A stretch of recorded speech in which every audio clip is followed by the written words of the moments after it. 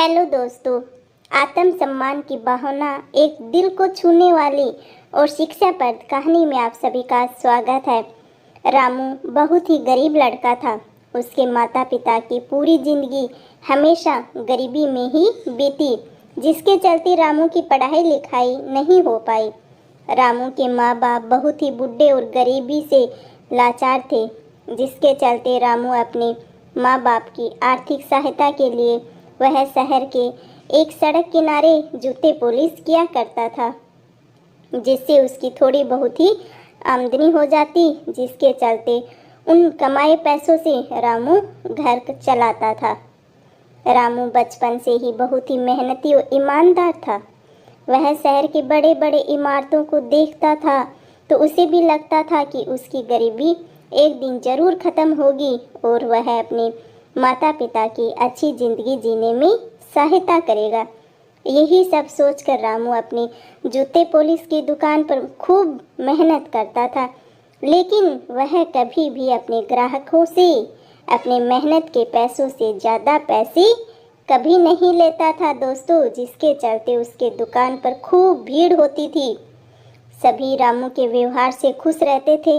एक दिन की बात है, रोज की तरह आज भी रामू अपने घर से अपनी दुकान के लिए जल्दी से निकल गया। फिर अपना दुकान खोलकर ग्राहकों की प्रतीक्षा करने लगा। इसी बीच उसके दुकान के पास एक बड़ी सी गाड़ी आकर रुकी और उस गाड़ी में से एक कोट वाले साहब निकले, जो कि रोज की तरह अपने ऑफिस जा रहे थे। सो उन्होंने रामू के पास आकर के बोला कि मेरे जूते खूब अच्छे से चमका दो, क्यों कि आज हमारे कंपनी में बहुत बड़ी मीटिंग है।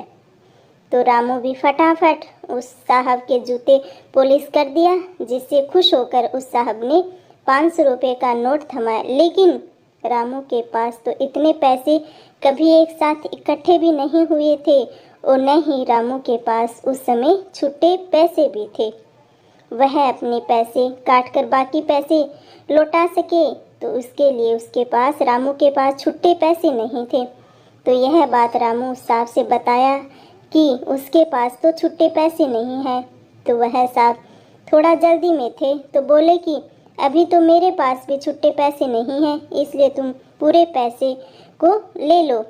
तो रामू तुरंत बोल पड़ा, साहब हम गरीब जरूर हैं, लेकिन मेहनत करके पैसा कमाना चाहते हैं। अगर आपने मुझे एक बार इन पैसों को दे दिया तो हमें यह पैसा कमाने का तरीका तो आसान लग सकता है, लेकिन यह ठीक नहीं है। इससे हर कोई मेहनत करना ही छोड़ देगा। लोग बस दूसरों के एहसान के बदले जीना सीख जाएंगे साहब, और मैं ऐसा नहीं चाहूँगा। सो आप इन पैसों को वापस रख लीजिए और जब अगली बार आना तो मेरे जितने पैसे बनते हैं उतने पैसे आप ही दे देना।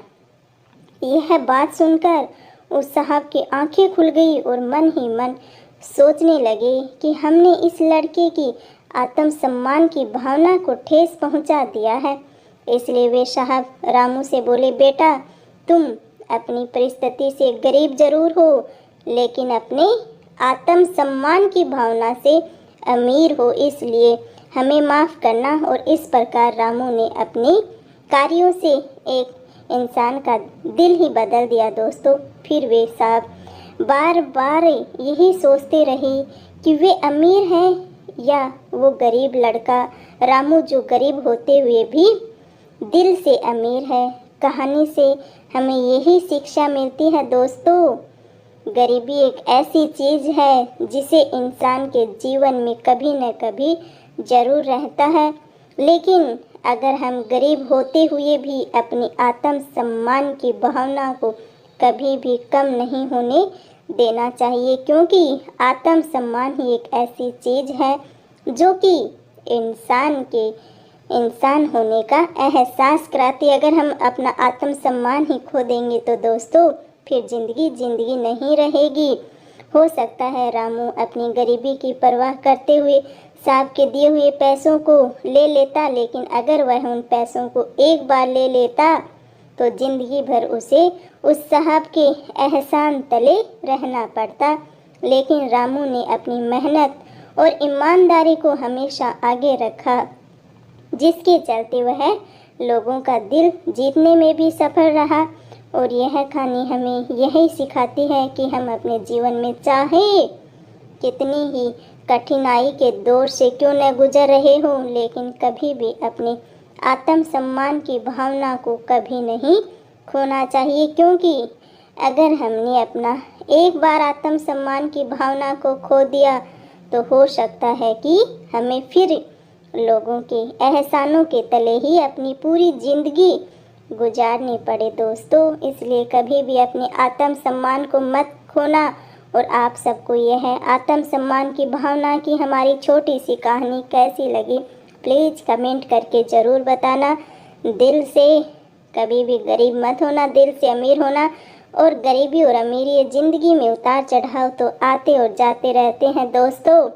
हम गरीब ज़रूर हैं लेकिन अपने दिल से अमीर हैं। इसलिए आप लोग भी अपना प्यार और सपोर्ट बनाए रखना और हमेशा खुश रहना अपने जीवन में और आगे बढ़ते रहना, यूं ही मुस्कुराते रहना। भगवान के घर देर है पर अंधेर नहीं है। मिलते हैं अगली कहानी में, तब तक के लिए राम राम जी सभी।